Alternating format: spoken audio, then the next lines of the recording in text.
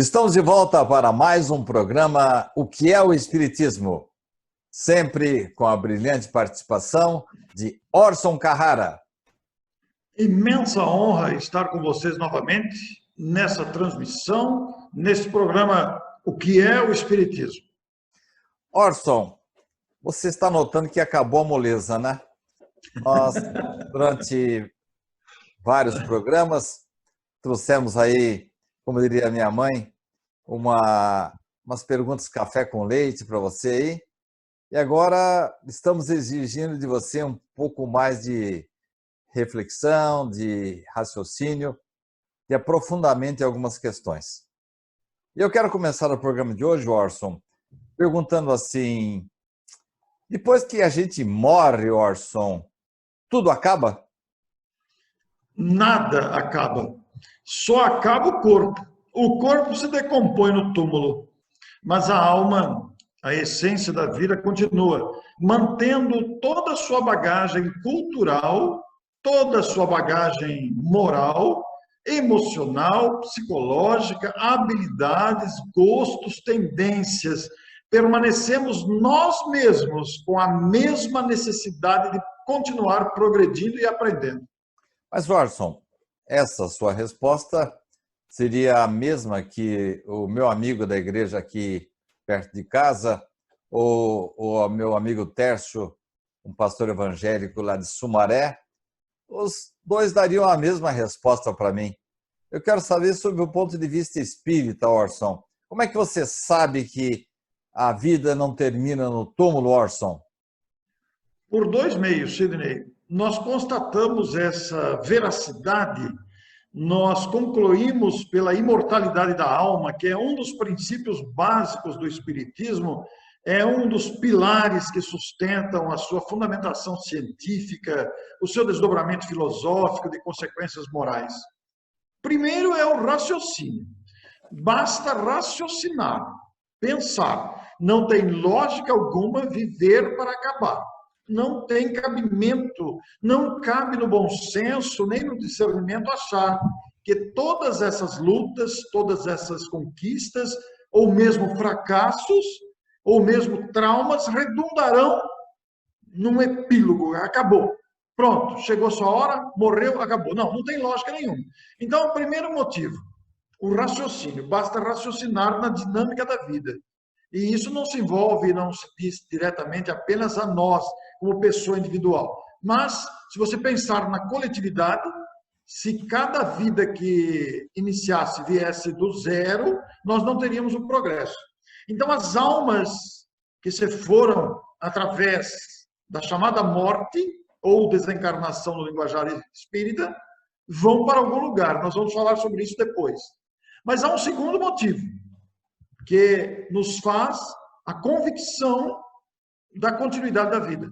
É o depoimento dos próprios protagonistas que voltam para relatar a sua experiência. Muitas vezes fomos chamados de loucos por aceitar esse tipo de informação. Mas os mortos não voltam. Como é que eu vou acreditar? Como é que eu vou saber se é ou não é mesmo? Bom, não é uma aceitação cega. Não é uma aceitação apenas porque os espíritos ensinaram. Mas também é embasada na lógica e nos depoimentos colhidos e vindos através de manifestações variadas por diferentes médiums, constatando essa realidade que não é invenção do Espiritismo. Em todos os tempos ocorreram fenômenos que demonstram a imortalidade da alma e a manifestação dos espíritos, provando que continuam vivos. Você está contradizendo a minha mãe, Orson, porque ela dizia que quem morre não volta para contar a história. Mas volta sim. E mesmo assim, Orson, eu fico pensando, se o corpo acaba, que serei eu depois da morte? Você está dizendo que eu continuo vivo e ainda volto para trazer as minhas experiências? Explique melhor isso, Orson. O corpo é uma ferramenta, Sidney. O corpo é um instrumento. É como se fosse uma ferramenta mesmo. Ele tem um tempo de durabilidade. Ele é um organismo perecível. Ele não dura para sempre. Mas ele só tem movimento, ele só tem esse dinamismo, ele tem essa movimentação, ele é capaz de raciocinar, de pensar, de olhar, de ver, de falar, de ouvir, e todas as outras manifestações biológicas que nós temos por causa da presença da alma, do espírito, que já existia antes e reencarnou, quer dizer, ocupou um novo corpo que renasce e o espírito usa esse corpo durante um certo tempo. Esgotado o tempo do corpo por motivos variados, o espírito retorna à vida espiritual, mas retorna através do perispírito, que é o corpo espiritual. E é exatamente o perispírito que molda este organismo biológico. Eu estava temendo que você entrasse nessa área aí, porque para mim é corpo e no máximo uma fumacinha depois da morte. Quer dizer que temos um outro corpo depois da morte? Não é, na verdade, a alma imortal ou espírito é constituída basicamente de três elementos. A alma, que é o ser principal, é o ser pensante, é o ser que raciocina, é o ser que sente, que tem vontade, que tem entusiasmo, que tem alegria, que tem tristeza, porque esses atributos não são do corpo, é da alma. E a alma utiliza-se de um corpo biológico durante essa estada temporária. Mas para atuar no corpo biológico, que é um amontoado de carne com sistemas e órgãos, etc., a alma tem o perispírito, que é o corpo espiritual. E se esse corpo espiritual é que faz o elo entre a alma e o corpo. E o corpo espiritual é a aparência do espírito, digamos que é a embalagem do espírito. Então, quando está no mundo espiritual, vivendo a vida espiritual, o espírito se utiliza do perispírito para as manifestações, para as aparências, para tornar-se visível, porque a alma propriamente dita não tem forma, ela não tem aparência, ela é a fonte de vida, ela é a vida, mas ela tem a aparência do perispírito, que é um organismo moldável, elástico, sutil, que é o molde para a formação do corpo em gestação. Então, o perispírito é que tem a forma humana, porque se não houvesse a presença do perispírito, a multiplicação das células seria desordenada e formaria um amontoado de carne sem formas. A presença do perispírito na gestação, a partir da concepção, é que dá o formato humano ao corpo, que nasce. Poderíamos afirmar que o perispírito, esse corpo intermediário que você inventou aí, seria a forma da forma? Sim, seria a forma da forma, uma boa expressão. A forma da forma. E quando o corpo morre, o espírito utiliza-se do mesmo perispírito que é propriedade dele, que ele formou em cada mundo em que se reencarna, no mundo que ele está vinculado, para retornar à vida imortal, com a mesma aparência do corpo. O perispírito foi criado pelos espíritas? Não, o perispírito não foi criado pelos espíritas. O perispírito é uma realidade constante das possibilidades da alma. É uma característica resultante da própria alma, do espírito que possui um corpo espiritual para se apresentar na vida espiritual. Outras civilizações já falaram do perispírito, então? Inclusive Já Paulo, falaram do o perispírito apóstolo? antes do espiritismo, com outros nomes, com outras nomenclaturas, com outras denominações. E é muito interessante porque morto o corpo, e se um espírito se fizer visível aqui entre nós neste momento, não estava previsto no programa, digamos que o espírito se materializa atrás de mim ou atrás de você, e os nossos telespectadores não precisam sair correndo porque não foi uma montagem. Digamos que isso aconteça agora, nós não veremos um espírito, nós veremos o perispírito, porque o espírito propriamente dito, nós não tem uma forma definida, a forma é do perispírito. Então, os espíritos que estão no mundo espiritual estão se valendo do corpo espiritual, que será o molde na próxima encarnação. Mas esse corpo intermediário, que pelo nome Esse termo foi criado por Kardec, né? Perispírito, né?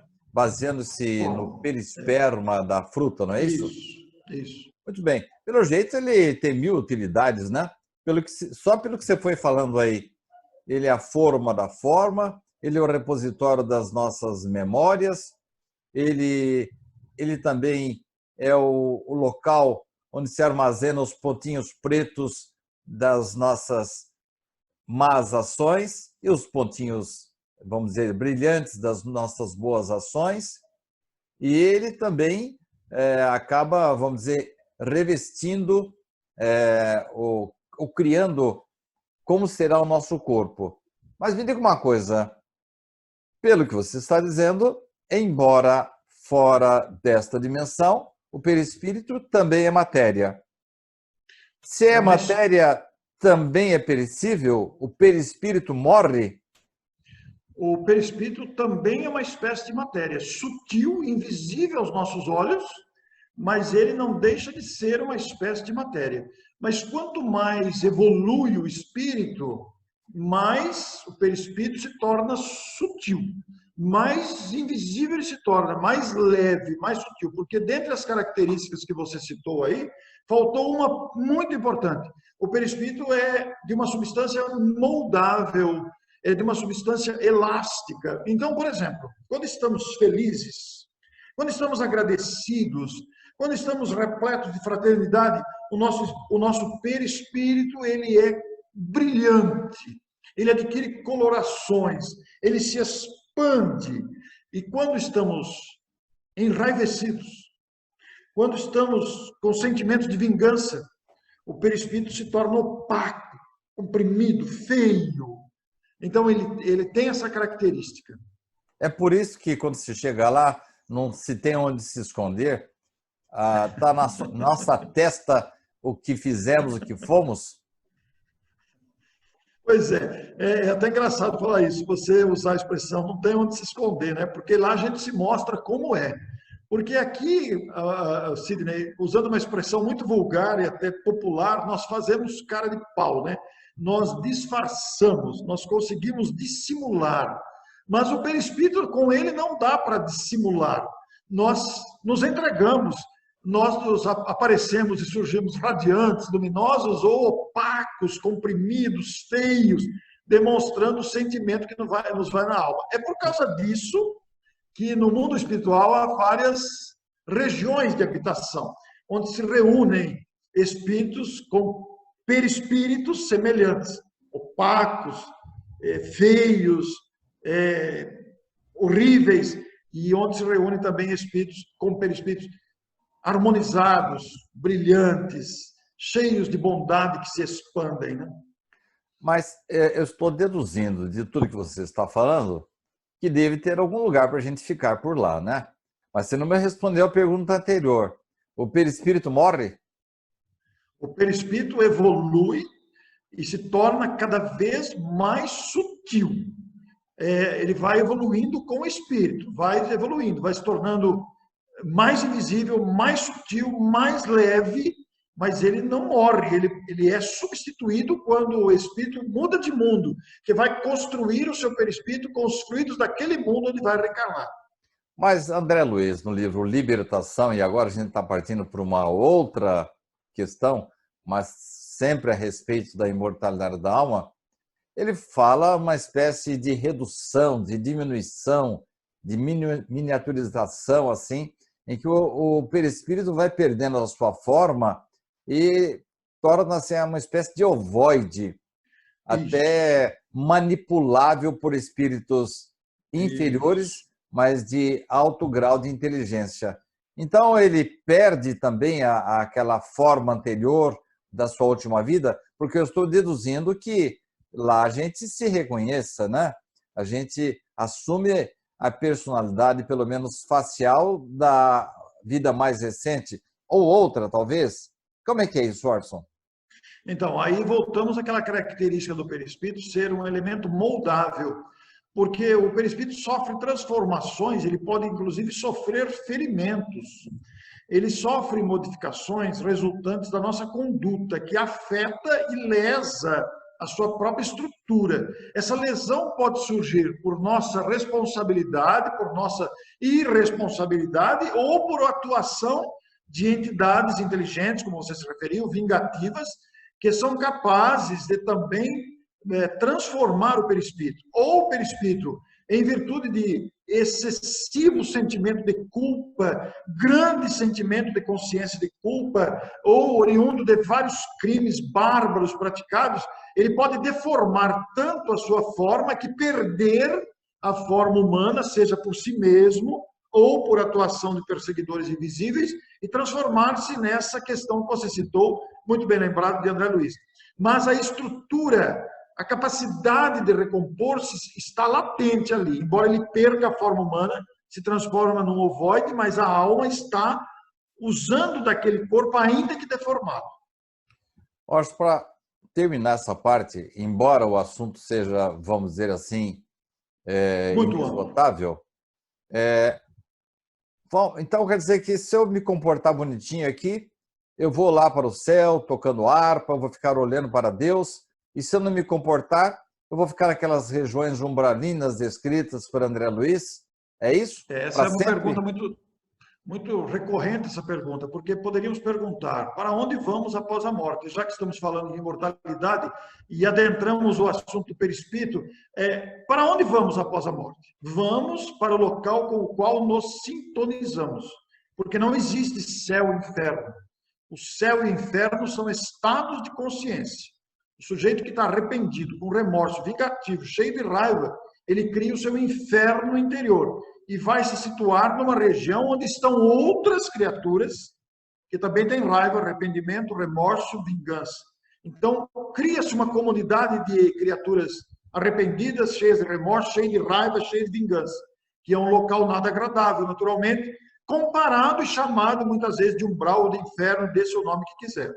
Mas é resultante da reunião dessas criaturas arrependidas, cheias de remorso, vingativas ou cheios de maldade dentro de si. Aqueles que têm a consciência tranquila, aqueles que se esforçam por fazer o bem, como você disse, andou tudo direitinho aqui e fez o máximo que esteve ao seu alcance, deu o máximo de si, vai despertar com suavidade e construiu para si mesmo um local agradável, será recebido agradavelmente, estará num lugar tranquilo, onde vai poder reorganizar os seus pensamentos, as suas ações, replanejar, reavaliar o que fez, o que precisa ser feito e retornar para a reencarnação. Então, esses locais, céu e inferno, são conscienciais. Orson, você até agora não falou nada além do que o padre aqui da igreja aqui atrás me fala. Você falou de Deus, de que o Espírito continua, e daqui a pouco, agora eu vou perguntar para você, você já começou a falar na questão dos efeitos das causas que provocamos. O simples mal-estar em que se encontra o espírito já é um reflexo do que, como ele viveu. Estamos entrando, assim, de leve na lei de causa e efeito, que também existe junto dos nossos irmãos católicos, os islâmicos, os irmãos budistas, os irmãos evangélicos.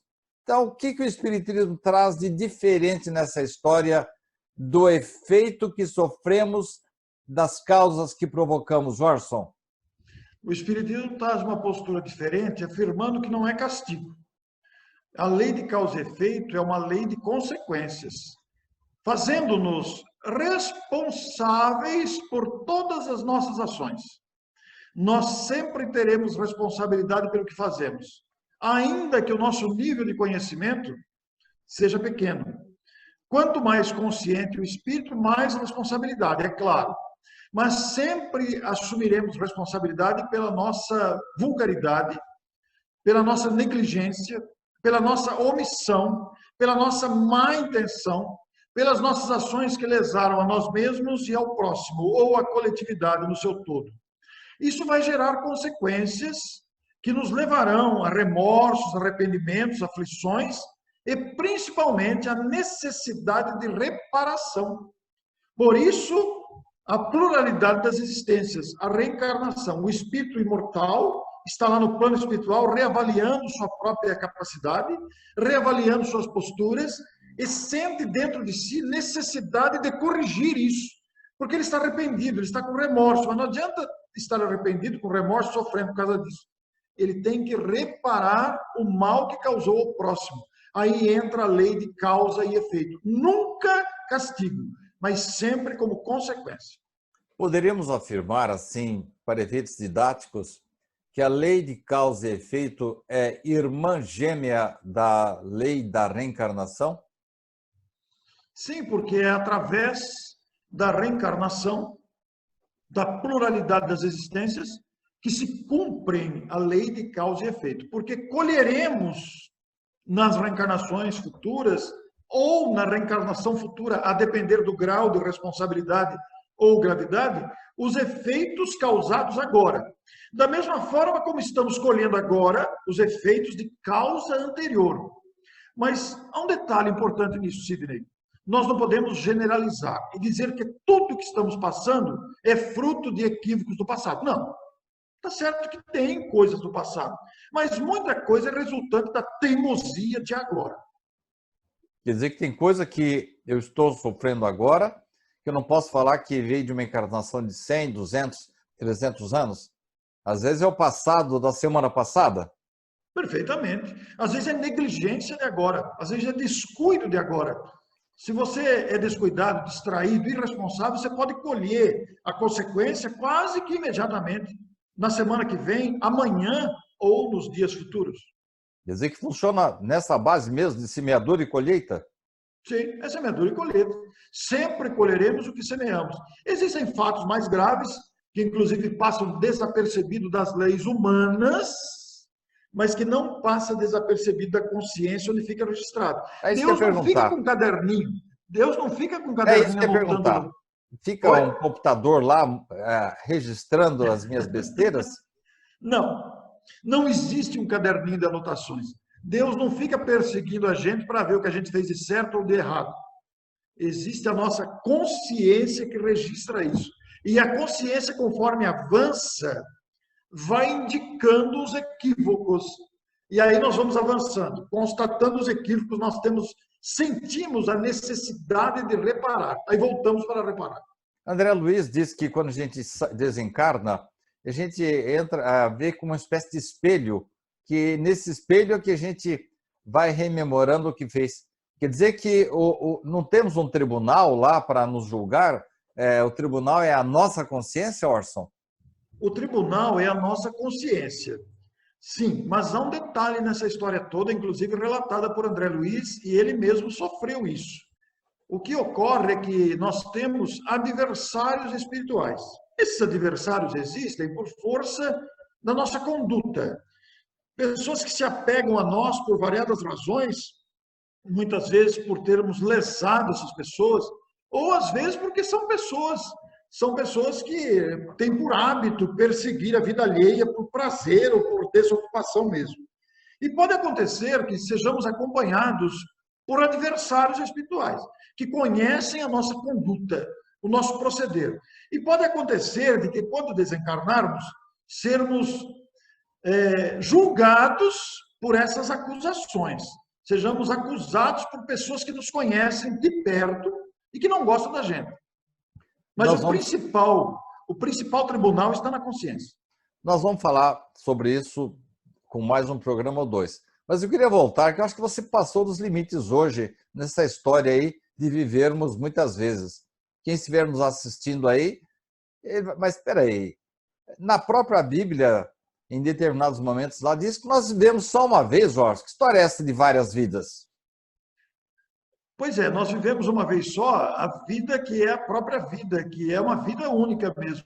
Mas nós passamos por várias existências de aprimoramento, porque nós somos imortais. Uma vez criados, viveremos para sempre. Mas esse viver para sempre, para alcançarmos harmonia, necessita de experiências variadas e múltiplas. Não dá tempo, numa única existência, o desenvolvimento das virtudes e o desenvolvimento da inteligência. É muita coisa numa existência só, não comporta.